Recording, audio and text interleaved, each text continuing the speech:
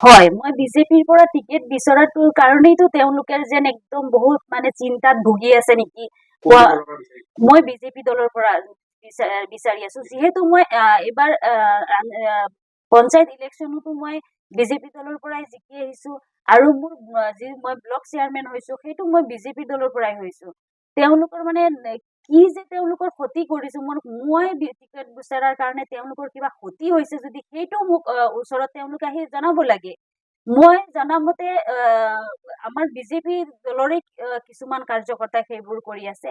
কিয়নো সেয়া আমাৰ মোৰ ফেচবুক যি চেনেলৰ যোগে ফেচবুকৰ যোগে কিছুমান যে মন্তব্য আপোনালোকে চাগে আপোনালোকৰ চকুতো পৰিছে, আপোনালোকে দেখিব পাইছে যে কিছুমান মানে কেইজনমান, মই কিছুমান নকওঁ কেইজনমান আমাৰ বিজেপিৰ কাৰ্যকৰ্তাই মোক লৈ বহুতো অপপ্ৰচাৰ কৰি আছে।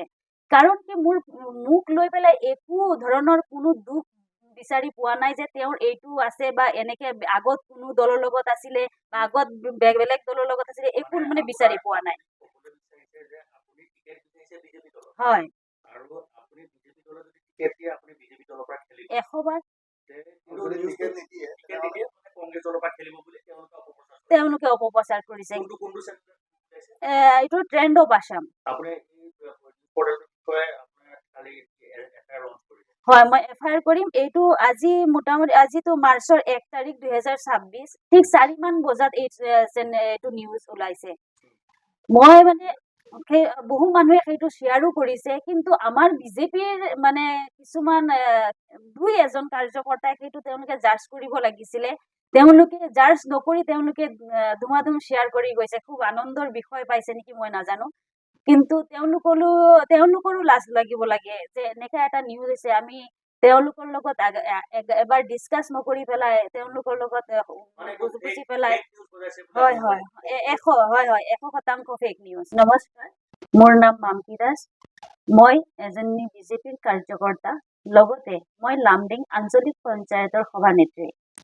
এইবাৰ যিহেতু আমাৰ মুখ্যমন্ত্ৰী ডাঙৰীয়াই আমাক মহিলাসকলক বেছিকে গুৰুত্ব দিছে আৰু মহিলাক অগ্ৰাধিকাৰ দিছে, সেইবাবে মই এইবাৰ নিজে লামডিং সমষ্টিৰ পৰা মই প্ৰাৰ্থিত্বৰ বাবে দাবী জনাইছো।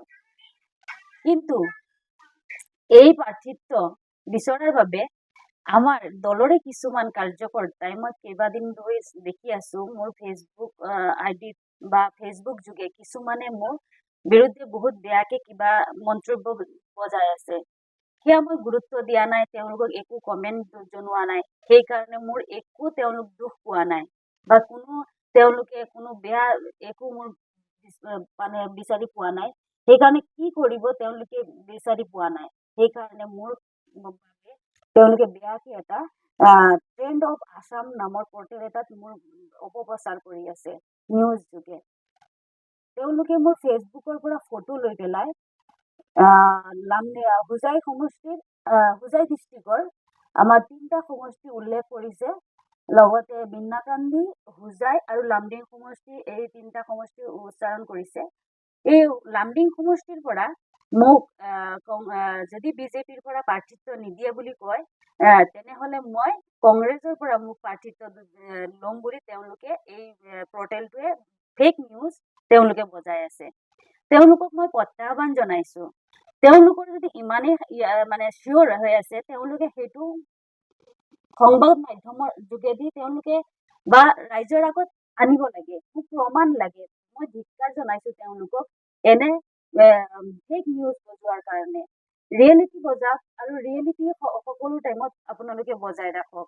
মই বিজেপিৰ এজন সক্ৰিয় কাৰ্যকৰ্তা, মই বিজেপিৰ হৈ কাম কৰিম আৰু বিজেপিৰ যিজনকে মুঠ কথা আমাৰ লামডিং সমষ্টিৰ পৰা যাকেই প্ৰাৰ্থিত্ব দিয়ক নহয়, মই তেওঁৰ হৈয়ে কাম কৰি যাম। কিন্তু এনেধৰণৰ ফেক নিউজ বজোৱাটো তেওঁলোকে কৰাটো বহুত বেয়া হৈছে। আৰু মই অহাকালি মই এই ট্ৰেণ্ড অফ আছাম নামৰ মই নিউজ চেনেলটোৰ ওপৰত মই এটা FIR জাজ কৰিম।